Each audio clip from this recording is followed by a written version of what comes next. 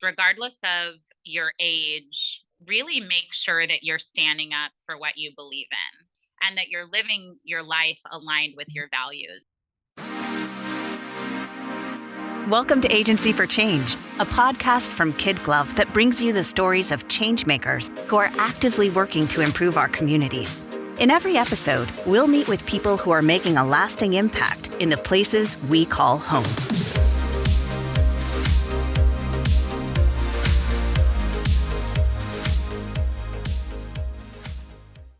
You probably have at least one teacher you remember very fondly. And they stand out in your mind because they went above and beyond every single day. They made you feel special and unique. Well, many have described today's guest as exactly that teacher. So stay tuned as we discuss her career in education, her recently published book titled Every Child Matters, and the importance of DE&I in the classroom. Hi, everyone. This is Lisa Bowen, Vice President Managing Director at Kid Glove. Welcome to another episode of the Agency for Change podcast. Today's guest is Jacqelle Lane, an author, educator, advocate, and speaker. Jackie, I'm eager to talk with you today and learn more about the great impact you're making on the world. Thank you so much, Lisa, for having me here. I am a huge fan of yours, and not only of yours personally, but of the work that you do at Kid Glove. So I'm really excited to be here. Thank you for having me. Wonderful. So Jackie, those titles that we mentioned, author, educator, advocate, speaker, those are some big titles that you hold there. So for our listeners, I've had the privilege of talking with you, and I'm so inspired by everything that you do. And I felt like we had an instant connection. But for those that haven't had the privilege of meeting you personally, can you just tell us a little bit about yourself and the work that you're passionate about? Absolutely. And I mean, it's always funny when you hear those things about yourself. And it is like a little grandiose. It's like, wow, I guess one thing it does is just kind of make me tired because it seems like a lot. But I've always been a very creative person. I've been a lifelong learner. I tried to encourage that love of learning in my students when I was a teacher. And I'm also someone that's very passionate, and I say this with love, about equaling the playing field and social justice. We'll get into a little bit about my background and how I started off in education, and then how the twists and turns of life and my journey changed. And I think that's the biggest thing, that if I can pay it forward, and I say this with a lot of humility, I want to be the adult that I needed when I was a young person. And so whether that's through mentorship, whether that's through my DEIA work that I'm doing now, or whether that was the 20 plus years that I spent in education, that's really who I am. And that's what I'm passionate about is encouraging and inspiring young people to succeed, to reach their highest potential, and to truly be the best version of themselves that they can be. Not some societal standard, but the best version of themselves that they can be. That's such admirable work. So, beyond all of the other great things you're doing, you do have a day job that we want to talk a little bit about, which is Director of Diversity, Equity, and Inclusion and Accessibility at the Omaha Children's Museum. Can you tell us a little bit about that role and what it entails? Absolutely. And, this was such an amazing opportunity for me. And to be completely transparent, Lisa, we saw these DEIA positions crop up after the pandemic, after several social justice issues arose in our world, right? And so we hadn't really seen this title very much before. And now it's being more implemented. And I have to be honest, as I look back on my career, and I've talked to my friends in this community about this, a lot of us were already doing this work. There just wasn't a title placed to it. But my position at the Omaha Children's Museum is basically to make sure that we have a safe and inviting space for every child and every family that walks through our doors, whatever that looks like. You take the A in DEIA, the accessibility piece. And when I was growing up, I just have to be very honest, I guess I didn't see it through this lens, that if there's a child or a parent that's walking through the museum that's blind, what are we doing to accommodate that individual? If we have a child that is autistic, what are we doing to accommodate that family and that child so that they can have the best possible experience? And so it truly is looking at things through a different lens and making sure, as I said in my intro, not just that we can equal the playing field more, but so that we can provide a valuable educational experience that's fun and inviting for everyone that walks through our doors. And yes, diversity is a huge part of that, because the more that we can learn from other cultures and other communities, the better that we will be as a whole. And I will go into all of that, basically how I started off in both middle and secondary education, so high school education, but now I have the opportunity to work with early childhood, so 0 to 8 years old, and it's really beautiful to see these young children and how they're just so accepting of each other, and they're so loving, and they just get it, and if someone has an accommodation, or they get excited about it. And I think the earlier that we can start fostering acceptance, love, and opportunity for young people, the better and kinder and safer our world will be, truly. The Children's Museum is such a great asset to the community. I love, love, love that you're trying to make it accessible to all. It's so great. So another job or task I want to talk a little bit about is you help design and implement DE&I policies for the Nebraska State Education Association. That's a huge accomplishment. Can you tell us a little bit about what that work looked like for you? Yes, absolutely. I have always been a learner and a teacher at heart. And I know that your wonderful husband is a teacher. So we'll give him a shout out for all the work that he's done too and the lives that he's changed. It was a huge opportunity to be presented with the role of practice and policy fellows for the Nebraska State Education Association. So I had the opportunity to work with the National Education Association in Washington, D.C., which was a dream come true for me. And the tasks that I was assigned were predominantly geared towards recruitment and retainment of teachers of color, because we know, especially in correlation with the school to prison pipeline, that representation matters. Representation, when young people walk into a classroom, they need to see teachers and administrators that look like them, not only to connect with, but also from a cultural proficiency standpoint. And so, obviously, after COVID, and we're still coming out of this, and we're seeing how our world is coming out of this in 2022, those were some hard years for the educational profession. My team and myself were really tasked with a lot of mentoring opportunities, pairing young teachers. We know that, teachers leave typically, if they're going to leave the educational profession, within the first 3 to 5 years. So really pairing those young teachers up with more seasoned instructors so that they could really gain the experience and also the support that they need.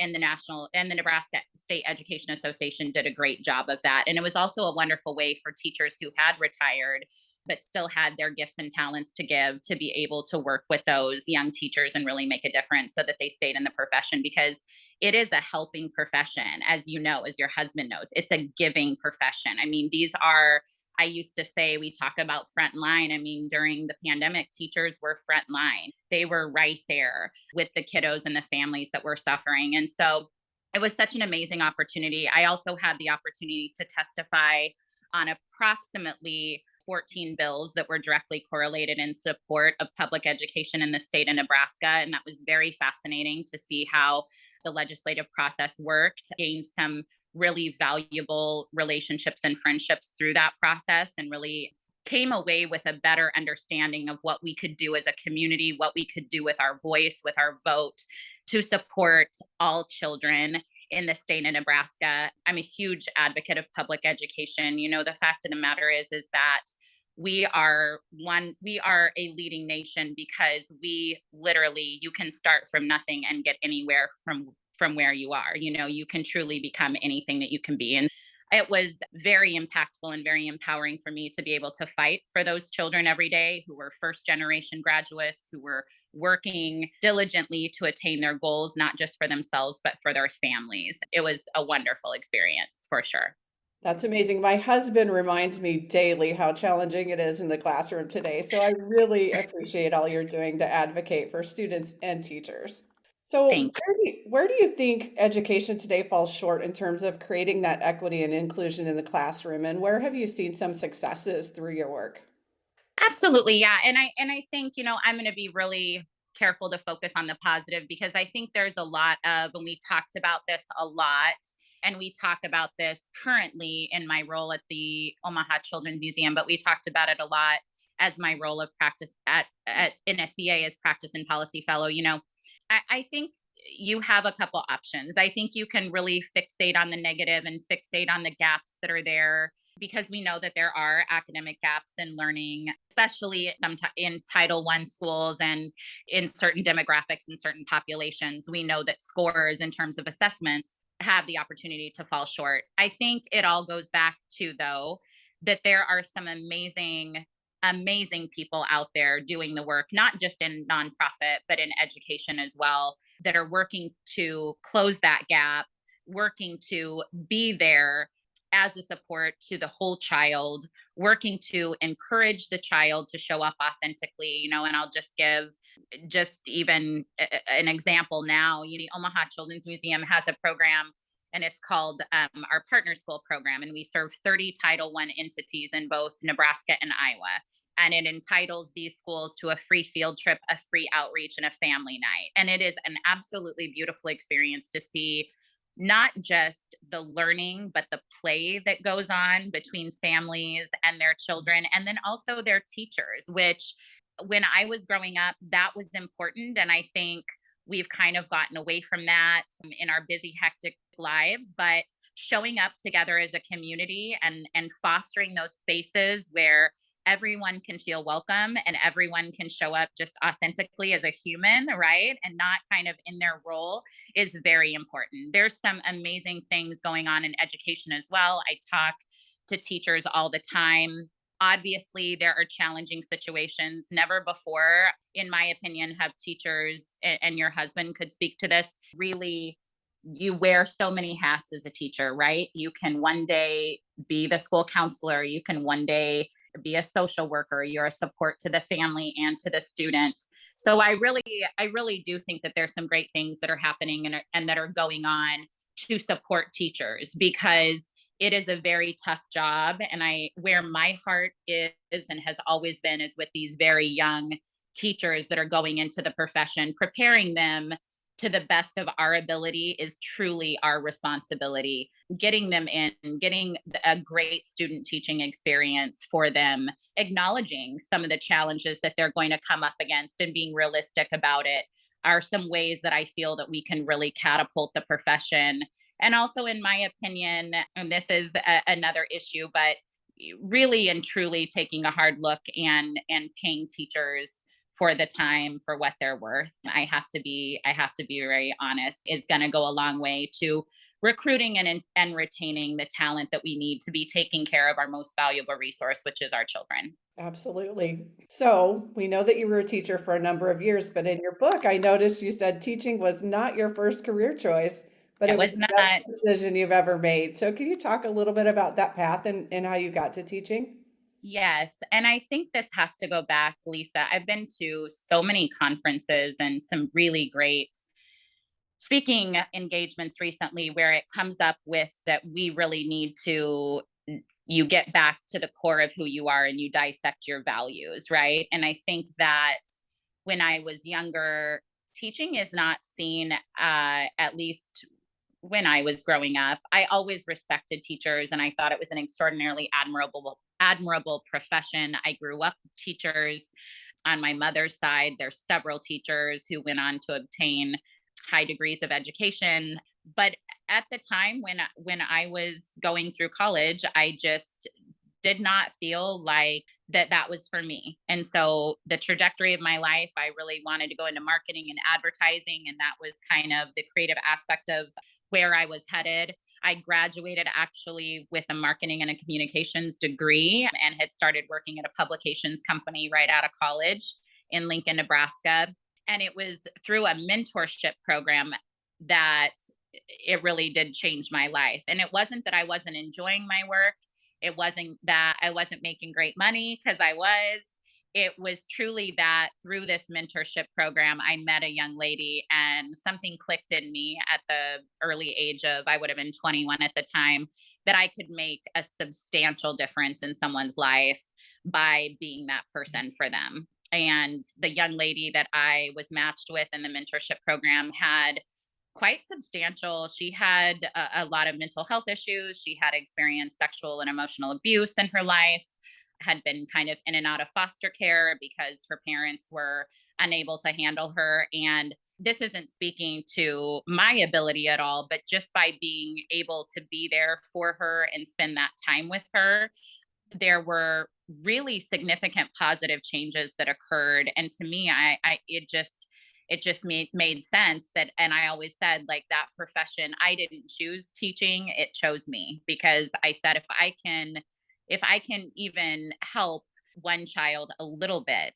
then that'll be worth it to me. And so really getting back to the core of how I wanted to assist others, and probably learning that I myself was a giver at heart, was the reason that I went back to school and got my degree in education, and then got a master's degree, and then got another master's degree, and that's a whole nother story. But yeah, it's a profession that I absolutely love. And I tell the young teachers that I mentor, or anyone that's going into education, it is the most profoundly important profession that we have. And I never want them to doubt that they make a difference every single day in the lives of the kids that they work with.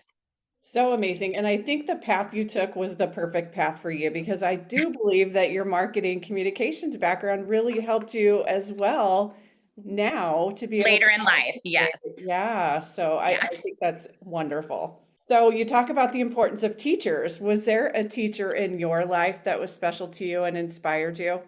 Yes, I mean, absolutely. There were several, so it's hard to narrow it down to one. And I mean, like I said, my mother was a music teacher. I actually, yeah, my mother was a music teacher. My aunt was an English teacher. I have another aunt that's in early childhood. I had a great aunt that was music instructor, and then she went on to be a school counselor. And so of course, all of them I love and respect so much, right? But I had phenomenal, I've always been really inclined to the arts and music. I always have. And I had wonderful music teachers growing up. I'm from a very small town of approximately 5,000. I had a great band instructor in middle school, Mr. Dobson, who was just a really great guy and went above and beyond for us kids all the time. I had another great band instructor in high school that really advocated for me. I had a wonderful drama teacher that, I mean, the time, I think, is what always, I probably didn't realize until I got into education myself, that these people are really sacrificing time away from their families, time away from, and I know I'm preaching to the choir with you because of your husband, right?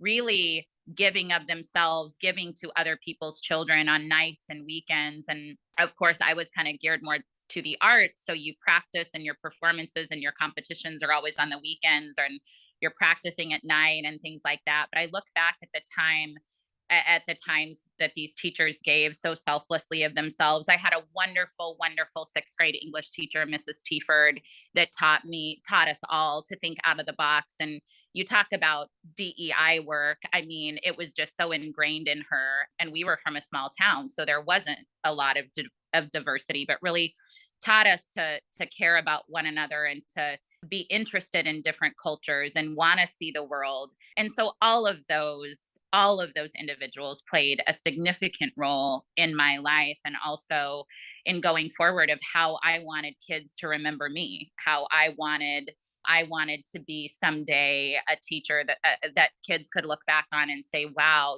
that was a really difficult time in my life, but Miss Lane like helped me through that. Or because that's how I thought about them. We all go through challenges in their life. I lost my father when I was 14. That was a really formidable year for me, that I really felt like there were some teachers that stepped up and supported me and my family at that time. And for them, I will always be grateful. And when I said at the beginning of this podcast that I wanted to be the kind of teacher, I wanted to be the kind of adult that I needed as a child, that really resonates true. and probably is the reason that I chose the path that I did, and that I worked with the types of students that I did, which were mostly at risk adolescents, to be honest. Those were the kids that gravitated towards me and that I gravitated towards them as well, just that had some challenges in their life. And we all need a support system. We all need someone to lift us up, now and again on this journey that we're on. And so the more that we can lean on one another, the less of a burden it will be, right? Absolutely. So, your passion for education led you to start your own podcast. So, let's talk a little bit about Education with an Edge. Yes, and I would love for you to come and be on it. I know we've got it on the schedule, so I would be so honored.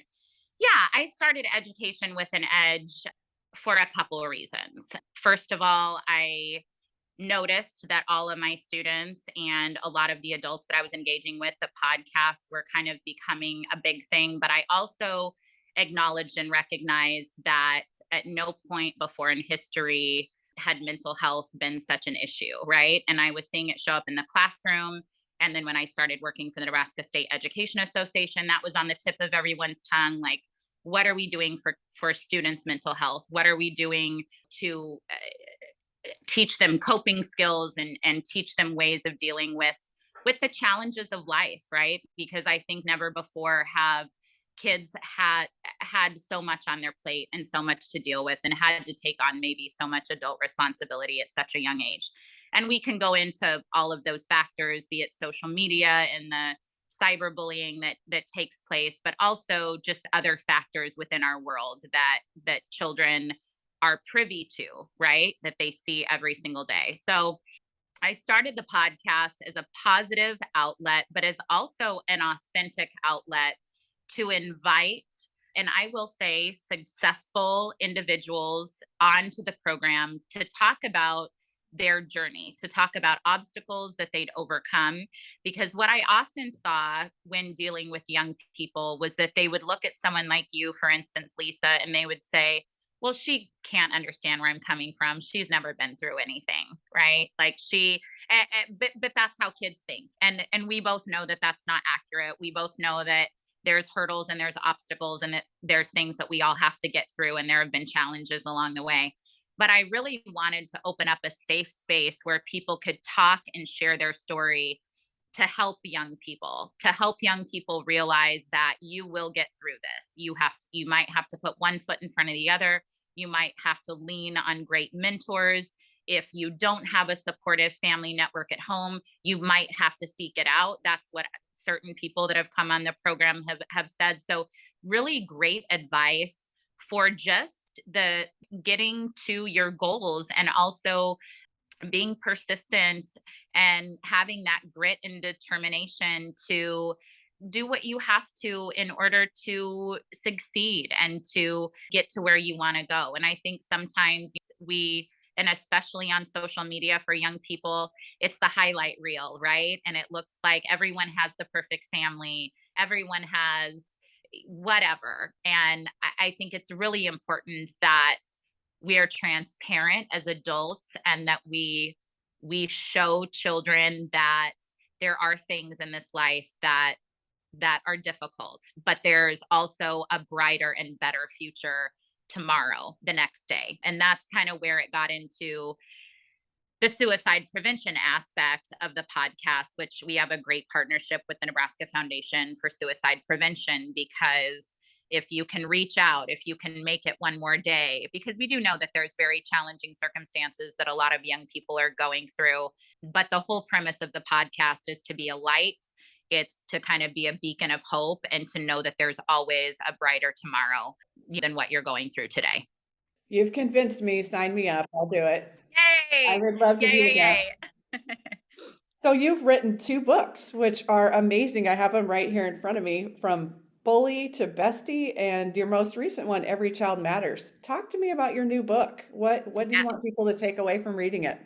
Absolutely. So, yeah, I mentioned about going back to school and being a lifelong learner. So my first master's degree was in education and administration, and my second master's degree was in English as a second language, which I loved working with my ESL kids, and I could get into all like my experience and my time with them and how impactful that was for me.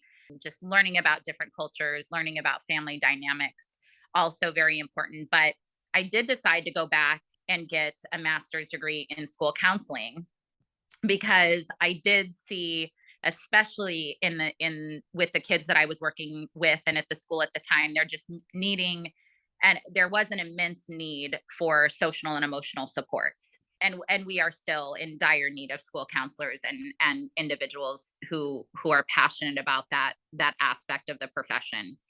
But I wrote From Bully to Bestie because there was, at the time when I was in the classroom, a lot of labeling going on in terms of bullying and what that was and how we treated that. And it's not to say that any of it was wrong, it's just to say that it was kind of this buzzword. But what I really got concerned about in working with my at risk adolescents was that we were labeling children too soon. And we also were maybe bypassing some of the imperative learning opportunities to teach social skills and coping skills. Kids are so ingrained and so fixated on their devices and on their phones and things like that that sometimes I feel like we've missed out a little bit on the social interaction aspect of things and teaching social skills in today's day and age. And I think you and I talked about that. We were talking about when we were in college and like you weren't on your headphones all the time and maybe you actually had to greet someone and smile when you walked past them instead of just being on your AirPods and looking down at your phone, which, not to criticize and say that there's anything wrong with that, it's just that I do think that there's been a loss of opportunity in some capacities for creating social skills. And so From Bully to Bestie was really written for the child. It was written for counselors and for parents and for teachers to have a tool and it's illustrated and it is for elementary through middle school age. It's definitely not geared towards high school. So it's for a younger demographic to be able to talk about their feelings. If a teacher were to see bullying behavior being exhibited, maybe instead of vilifying the individual that's exhibiting that behavior, maybe pulling them aside and saying, I want to talk to you about some of this. I want to talk to you about why we're choosing to express ourselves this way. And then here are some skills, be it through exercise, be it through meditation, that you can use when you're feeling this way. And then maybe that might open up the conversation to some bigger issues that are happening in their lives. Because I do feel that that's one thing. Our world moves so fast that we need to take time and have these important conversations with these kiddos. And so it's really a guidebook for young kids to not only believe in themselves. It's got some great positive affirmations and things like that, but also it also has some coping skills as well. And at least when I was in school, we weren't really taught, what do you do when you're anxious? What can you do if you're feeling sad, besides cry or act out or whatever. So hopefully had some beneficial tidbits in there. And then my second book, Every Child Matters, is really, it talks a lot about my journey. I worked at an alternative level 3 school and I worked at a group home and I saw a lot of things, a lot of children that were in the foster care system, a lot of children that were in the juvenile justice system. And it's really was my hope for the book was for it to be an encouraging message that we really truly can't discount any child regardless of the background that they come from, because kids don't get to choose that, right? We don't get to choose who our parents are. We don't get to choose where we're born. We don't get to choose how we come into this world. But what we can do, and I do feel like it's our responsibility as adults, is to care about how we show up for those children. And I've seen it make a huge difference in their lives. And I talk in the book about two brothers that I taught that were involved in gang violence. And one of the brothers is a contributing member to society, sends me a Christmas card every year, has a beautiful family, went to Joseph's College of Beauty and is a barber. And the other, unfortunately, is in the Nebraska State Penitentiary. And so I think the thing that keeps me up every night, or the thing that I have learned from some of the experiences, be they as maybe sad as they were, is what was the change, or how could we have stopped or prevented certain children from making certain choices, while we know both of those individuals came from the same environment. What would have been some supports that we could have implemented for those individuals that we lost, right? Because really, when we lose a child to the justice system, when we lose a child to violence, it affects the entire community, and it affects our world for the negative. I believe that every single person here has gifts and talents to share. And the more that we show up as a community for these children, the better we will be, and the better our world will be. Absolutely. So you mentioned coping skills, and I agree with you 100%. A struggle as a parent is you can't often get rid of the obstacles, but what you can control, or at least help control, is how your kids deal with those. What advice do you have for parents to help them raise more resilient kids? Absolutely. And you know what? I get this question a lot. And first of all, I respect parents. I'll just preface this.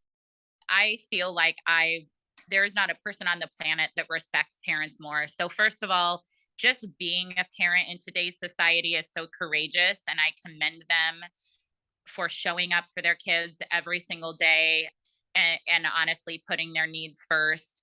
I think there's several things that we can do. I think really being grounded and teaching children to have a healthy love, and a healthy self acceptance and self appreciation is key. I think, especially when I was growing up, and now what we see just through the media and in society is, it's a lot of opulence. It's a lot of, if you don't have this, then you're discounted. If you don't come from this family, you're discounted.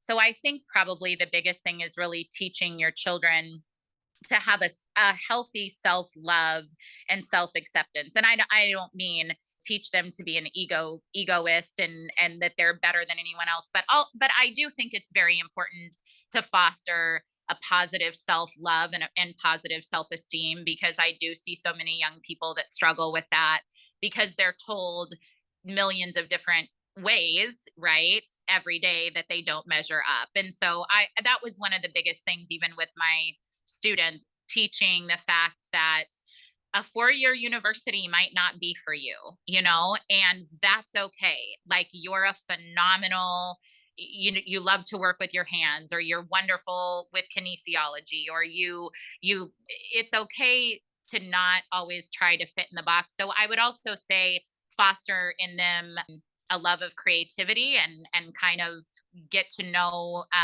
what they enjoy and what they're good at, before you try to place a lot of expectations on them and things like that. And then in terms of coping skills and social skills, I'm a huge believer in affirmations. I'm a huge believer in meditation, especially for the amount of anxiety that we see in young people today. There's several great apps out there, Calm being one of them, that fosters this even in littles, and even in pre-K through fifth grade kids, where starting off the morning, a calming ritual probably doesn't hurt, just before they rush into their day. And then just let your kids know that you love them. And I know that that's probably a cliche thing to say, but the one thing that I learned throughout my profession in education, and now working in early childhood at the Omaha Children's Museum, is that kids just need to know that they're loved, that you're there for them, whether that's from a teacher, whether that's from a parent. They just need to know that they're valued and that they're special. And I know that that's an easy thing to say, but it goes a long way. I mean, I can't tell you how many kids that I still have from this day that are now grown-ups and have families of their own, that are like, I just felt like you really cared about me, and I didn't have anybody in my life at that time that did. And so that is my biggest advice in terms of grounding, creating a positive sense of self and self-esteem, and then also just letting them know that they're so loved and so deserving. Such great advice. I really wish I would have been exposed to your books when my kids were younger, but They turned out pretty good. So They're amazing. yeah, they're amazing. Yeah, they're great. So we talked about your 2 books. Any plans for a third? Ah, I know. I actually, before I came on here, I'm like, oh my goodness. I would like to write a third. And I kind of have an idea in the works. And so we'll leave it at this, that when and if that happens, I will make sure to come back. But I do have a plan for a third. And I have an idea of what that's going to be and what that's going to look like. So I will definitely keep you up to date. I can't wait to hear. So I'm inspired by motivational quotes, and you are such an inspiring person. Can you give us a few words of your own wisdom that we can share with our listeners today? I don't know if it's quote worthy, but I really going through a season in my life where authenticity matters, your voice matters. And I think, and I used to tell my students this, regardless of your age, really make sure that you're standing up for what you believe in and that you're living your life aligned with your values. And I think we're living in a world where that's becoming even more important, to foster authenticity, to have courageous conversations, and then to stand up and be able to speak out and find your voice when you need to. That is what I'm living for. And that's what I'm trying to do in my own life as well. Very quote worthy, I think. Thanks. So for our listeners who are as intrigued by your work as I am and want to learn more about all the great things you're doing, how can they connect with you? Absolutely. So as we are, I know, and just as I say, about social media, but I am on social media. My website actually is what I will direct people to, and that is www.jacquellelane.com. So that's www.jacquellelane.com. And then I'm also on Instagram as Jacqelle Lane. And then I also am on Instagram as From Bully to Bestie, where folks can keep up with me as well. And then, of course, on Facebook as Jacqelle Lane too. And so I'm pretty sure I'm the only one. I've actually, in all my years of teaching, I've never met another Jacqelle. I do go by Jackie. But yeah, that's still my social media handles. So pretty easy to find. Awesome. So we've talked about so many great things today, but as we wrap up, what's the one thing you want people to remember about the great work you're doing?